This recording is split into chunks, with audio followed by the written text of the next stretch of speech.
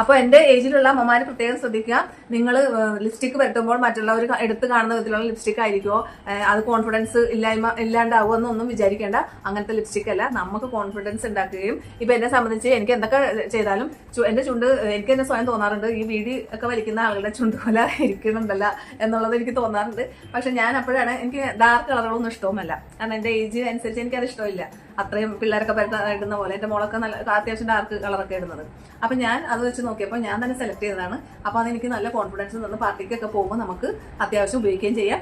Party തീരുന്നത് വരെ അത് നമ്മുടെ ചുണ്ടത്ത് തന്നെ ഇരിക്കുകയും ചെയ്യും. ഒരു വേറെ ബുദ്ധിമുട്ടുകളൊന്നും ഉണ്ടാക്കാത്തൊരു ലിപ്സ്റ്റിക്കാണ്. എനിക്ക് അങ്ങനെയാണ് തോന്നിയിട്ടുള്ളത്. അപ്പോൾ 4ാമത്തെ ലിപ്സ്റ്റിക്കാണ് ഞാൻ ഇനി പരിചയപ്പെടുത്തുന്നത്. ഇത് വരുന്നത് നൈക്കയുടെ ബോംബെ ഷെയ്ഡ് ലൈറ്റ് പിങ്ക് നൂഡാണ്. ഞാനിത് ഇട്ട് കാണിച്ചു.